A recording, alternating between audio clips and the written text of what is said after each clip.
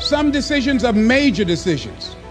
And also there are a lot of small decisions that we don't make, that they tax our minds, they drain our energy, they create a lot of anxiety and nervousness and mental torment because we don't take care of it. We decide not to decide, which is a decision. Deciding to decide, to act, is a major, major challenge for all of us at different points in different areas of our lives. And there are things that happen to us along the way, experiences that we have that prevent us from working through the mental block of acting, of doing those things that we know we ought to do. And so what I want you to think about is, what is there that you know you need to do, that you want to do this, but for some reason or another, you've been holding back. For some reason or another, you just have not been able to gather your nerves or be able to work through the procrastinating or putting it off or justifying or blaming. Some reason or another, you just haven't done it.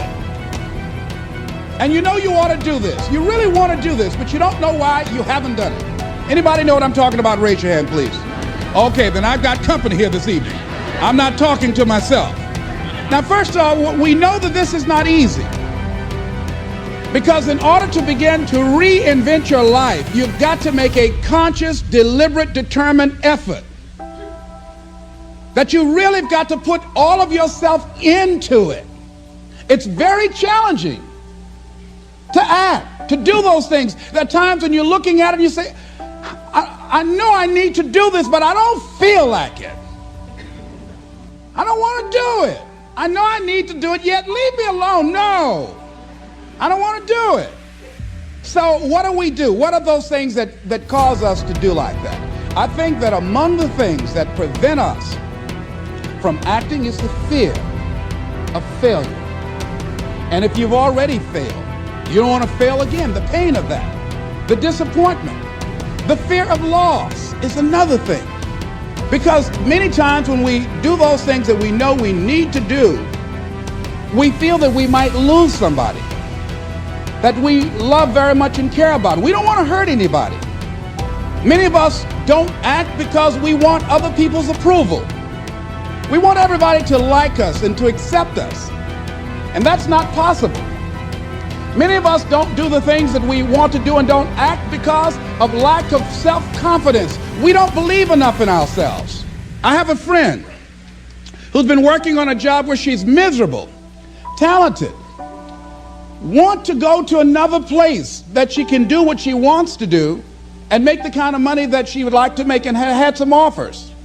But because of her fear and her lack of self-confidence of things might not work out, she won't take a chance on herself. So there she is, spending 8 hours a day, 5 days a week, and she's miserable. She hates to go to work. They're not paying her what she's worth. She knows it, but yet and still, she won't do that which she knows she must do, and it's wearing her out. There are a lot of people that their jobs are making them sick because they won't act. You check out the absenteeism and people that are depressed. You see them coming to work angry. How you doing? I don't know. Just leave me alone. It's not even 9 o'clock yet. You're talking about good morning. There are days you go to work, you want to just keep driving past the job. You don't want to stop because it's not in sync with who you are. But you haven't acted. Have another friend. This guy's brilliant. He's a business consultant. He helped a lot of people get their business started, and people come to him because they know he's knowledgeable. But this guy won't start his own business. Now, he's very smart. He can do it. Everybody believes in him except him. And he's so smart, he's talked himself out of it. Well, the numbers aren't right.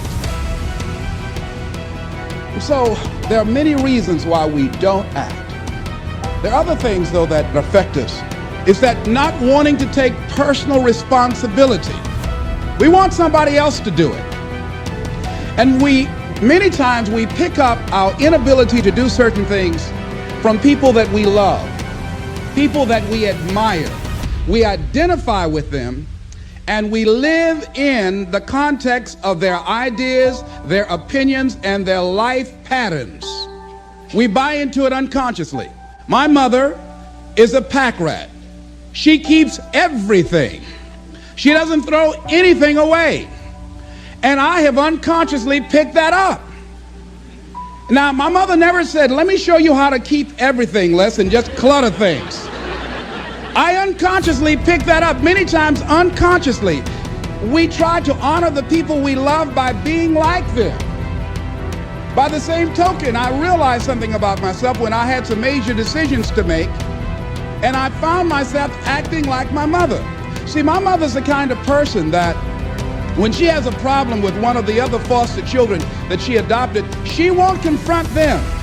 She will call me. Les, why don't you tell Linda to move? She's lazy. She won't go to work. She runs the street all day, and then she comes home and wants to sleep all day, and I think she's doing drugs. I said, but Mama, why don't you tell Linda that? I bought the house for you. I told you when she wanted to come home, don't let a grown person come there and take care of them. You let her in. Well, after all, she's my child. Mama, then you handle that. When I tell her to leave, she say, Mama say I can stay. Mama, can I stay? And you tell her yes, and then you call me and say, she's still here. Why worry me with this? So Mama hasn't developed the courage to act on that. Some people won't act until there's a crisis situation. When Linda started stealing from Mama and took her Social Security check to get some drugs, Mama got some courage to say, get out of here and don't ever come back. But she wouldn't do it until then. And see, we don't have to wait until a crisis situation. I have a friend that has been having a challenge with losing weight. Bus has been dealing with that challenge. And for the past 40 years, he's always seemed like weighed over 235 pounds. And so he said, man, I just can't lose weight. I'm big boned. I said, Bud, I've never seen any fat skeletons. No, you need to act on your health. You can change this. You don't have to go to your grave fat. We're all digging early graves with our teeth. We don't have to do this. They need to have a support group around M&M peanuts. You want a support group on something, and throw Snickers in there too. Bud and I can tell you about the help we need with that.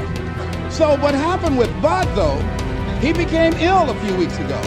See, Bud in the last few weeks has lost more weight than he's ever lost, even when we were competing with each other, betting a lot of money. But what happened was, Bud became diabetic.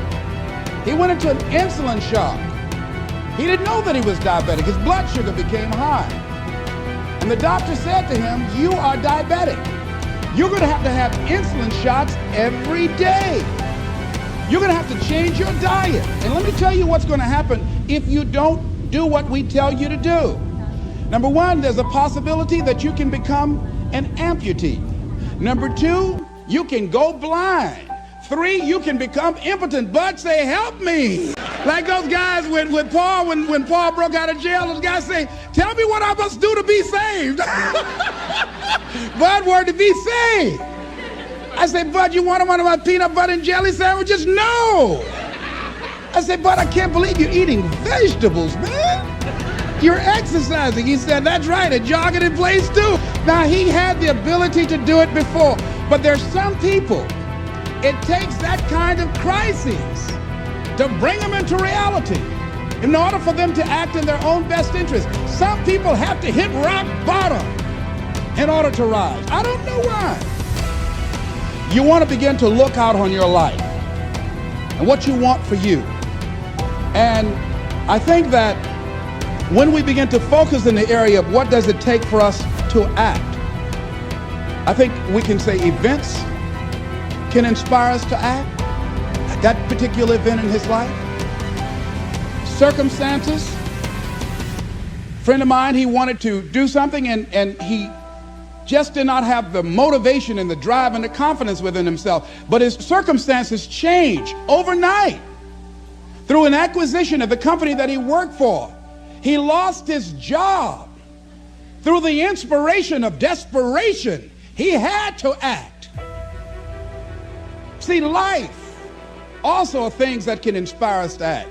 See, if we don't have the courage, and that's what it takes, courage. It takes guts to do that which you know you need to do. If you don't have the courage to act, life many times will move on you and make you act.